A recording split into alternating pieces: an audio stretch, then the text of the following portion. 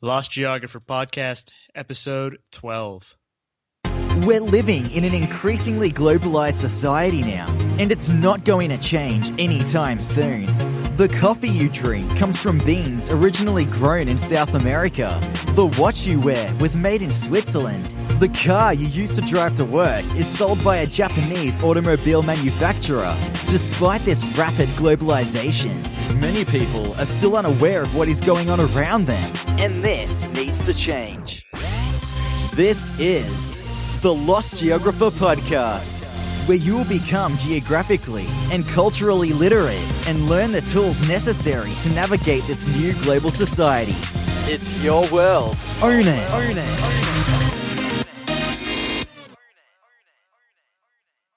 Do you want the most out of your next vacation?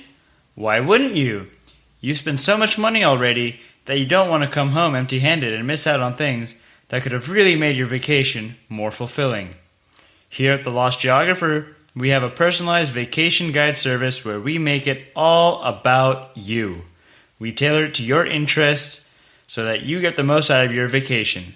For more information, visit www.thelostgeographer.net/guides. Yo, welcome to the Lost Geographer Podcast, everybody, where our goal is to promote geographic and cultural literacy. It's your world. Own it. I'm your host, Rohit Amrithar, founder of The Lost Geographer. You can find us at www.thelostgeographer.net. And today we have Belgium up for you. And I'm here with Vincent. How are you, man? I'm just really excited to dive into the questions. All right, so we're getting started already so quickly. So the way we'll start is, so tell us about you, where you're from, and where all you've lived in the world. I'm Vincent, I'm 19 years old, and my father is from Netherlands. He came here when he was 4 years old, and he's with my mother, who's a Belgian. I live in Brussels, by the way, and so my mother is a real Brussels person. And I have been staying in my village, which is near Brussels, and I have just went on an exchange year to Turkey for 1 year, and I've recently returned to Belgium. Cool. Sounds good. And so, just curious, so do you identify yourself more as Flemish? Yeah, I'm at the Flemish part of Belgium. And so, you've spent time abroad in Turkey, which is cool. So you pretty much have a good global perspective. And so I want to go ahead and start asking, what are some manners and etiquette that you observe in Belgium that are kind of unique to Belgium?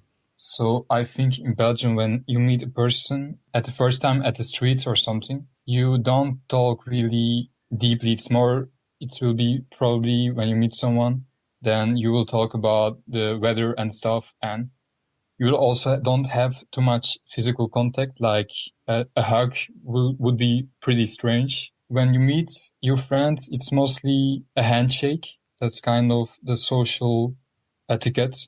And so we have something in Belgium, like we are pretty cold culture based.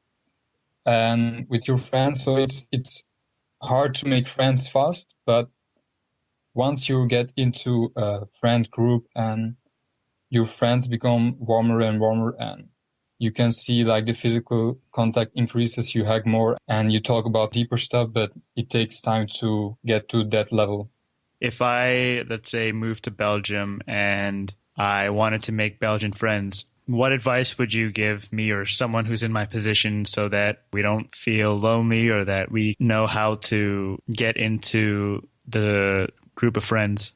So I would advise to give it time. And in Belgium, we organize a lot of events to meet each other. And we also have a lot of youth cafes. So that would be really, really great place to make new friends. Because like on the streets, if you don't go to events and do stuff and do hobbies, then it will be probably hard to get friends and people you can spend your time with. So really going to events and being active in the community itself, then I think if you give it time and patience and openness, then you will find really good friends. Okay, well, that's good to know. So when you see foreigners come to Belgium, what are certain things that they do that you normally don't do in Belgium? So what kind of etiquette do they not follow that you notice that they don't follow often?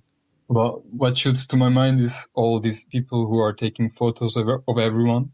And I think it's a little bit rude to take like photos of people as well, like without asking. I see a lot of people from more warm cultures and they're all screaming and being really loud and being really warm. I think that puts like Belgian people really scared and they go like, whoa, what's this?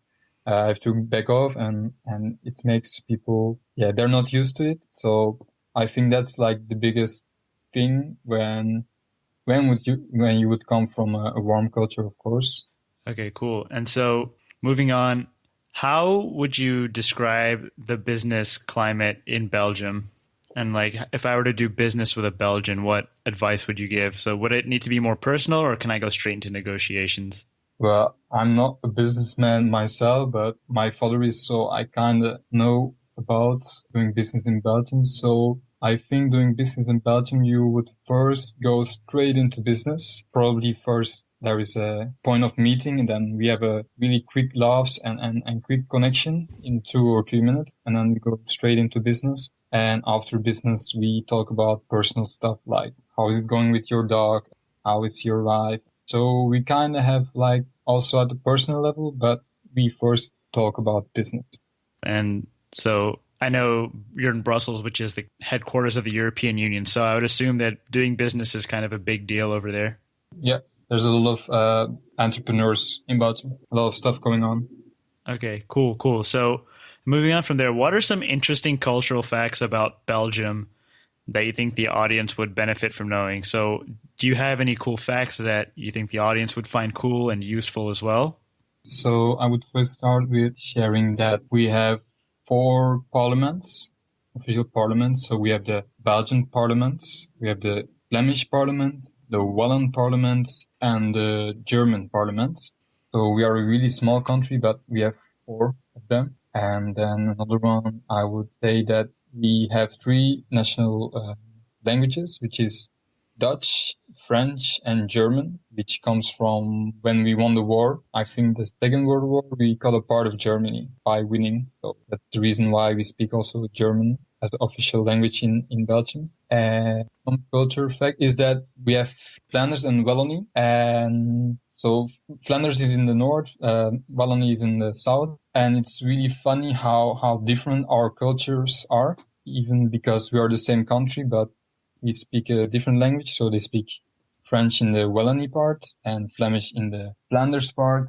And for example, my exchange program, we have different organizations. So I could go on an exchange to Wallonie from Flanders, Oh, which is really funny.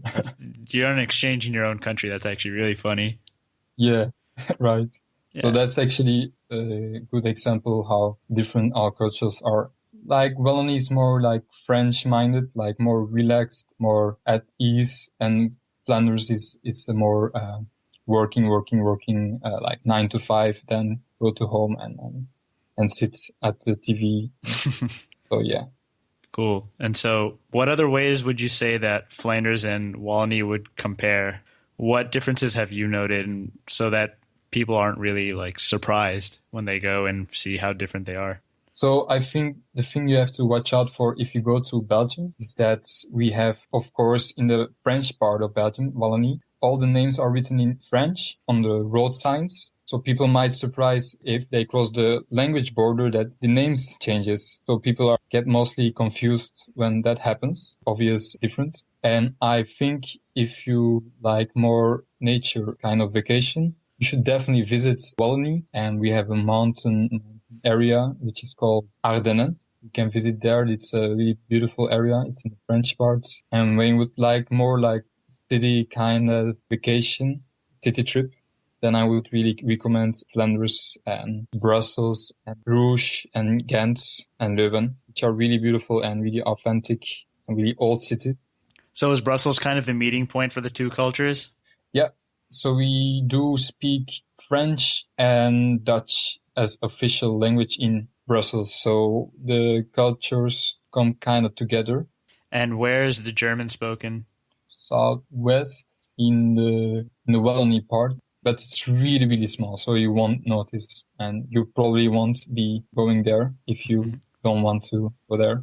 I always wondered because I remember learning in school that German was an official language of Belgium, but everyone who I've met who is Belgian has either been French or Dutch. Yeah, that's because only 1% speaks German in Belgium. Okay, that's cool. So now going back to your experience in Turkey, how would you say your cultures compare, and what other cultures that you've experienced? So how would you say all those cultures compare with one another?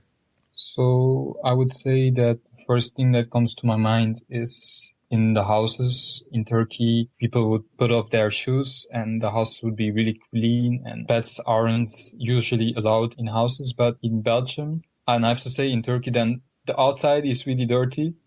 But people throw their trash on the ground and in nature, but inside their house it's really clean. But in Belgium, it's kinda like not dirty in houses, but we use our shoes and we are more relaxed with our hygiene in our houses. But the outside is really important for us. And recycling is really, really important in Belgium. I think it's like one of the leading country in recycling. And on social part, I think it's really easy to connect in Turkey with other people around the streets, and in Belgium it would be harder to get an instant connection with a stranger. And that might feel like, if you're not used to this kind of culture, that might feel like a little bit close off from the road. But then again, if you have friends who you know for a long time, then you will have very, very warm relationship with them. And so, going off of that, what would you say is your absolute favorite thing about your country? What makes you very proud to be Belgian? What I would say is French fries, which are not from France, because we have different theories about it, of course. But my favorite one is that Frenching was a verb in English, in old UK English, for frying. And so that's why it's called French fries. And other theory is that the English soldiers went to the French part of Belgium. So they thought, oh, we are in France. So that's why they would be called French fries. And they also don't make them very well in France. So I truly believe that they're from Belgium. That makes me really proud. What's some other good food from Belgium? I know everyone knows about the chocolate and the beer, although beer's not food. Yeah, but we mostly see beer as food, actually. So don't worry about that. We even have healthcare says that beer is equal to one bread. Wow. So yeah, it's pretty cool. And we have over 120 kinds of beer. And so a lot of villages are creating their own beers, and it's still increasing. So it has become a hobby to brew beer. And of course, chocolate. We have amazing chocolate. I do have to say that Swiss chocolate might be better, but Belgium is really awesome if you like chocolate. That's cool. So wait, going back to the beer, what's your favorite beer from Belgium? My favorite beer would be Morte Subit, Morta, Subit. I don't know how to spell it. It's from my village, and it has a pretty sweet, not too much sweet, but it has a sweet touch on the end. So that would be my favorite.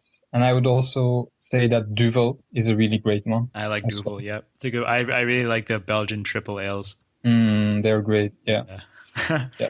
So we've talked about your favorite thing. What is the most underrated aspect about Belgium? What do you feel like Belgium doesn't get enough credit for? I guess we already talked about the French fries, that they're not actually French, but what else?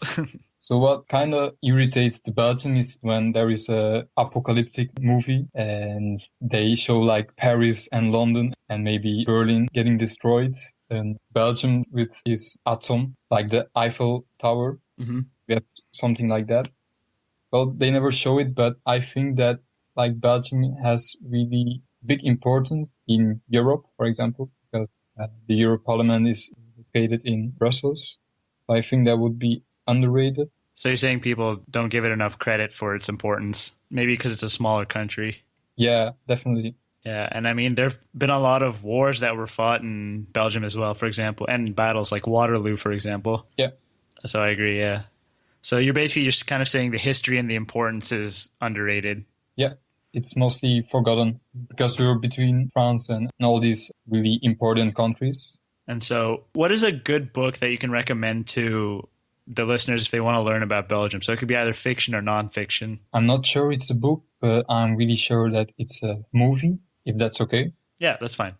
Awesome. So it's called Dance, Daans, and it's about when industry was just coming up, and there was still, which is in 1830 or something, there were still childs being put to labor and being very underpaid, something like you will see in Bangladesh now. So there is a priest and he goes into politics, and he fights for the rights of the laborers, and it's a non-fiction, so it happened, and it really shows the culture of Belgium and its history as well.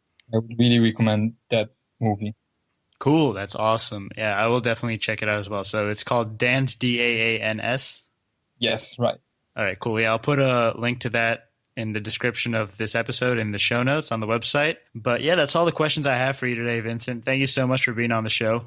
Thank you so much for asking. It was an honor to be here. That was episode 12 of the Lost Geographer podcast on Belgium. And as usual, if you guys liked what you heard, please remember to subscribe and rate and review as well. Every rating helps get the message out to the rest of the world. And remember, guys, stay tuned for the next episode. And until then, it's your world. Own it.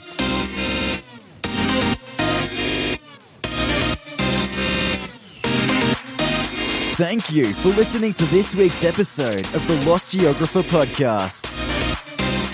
Remember to tune in next week for more awesome content.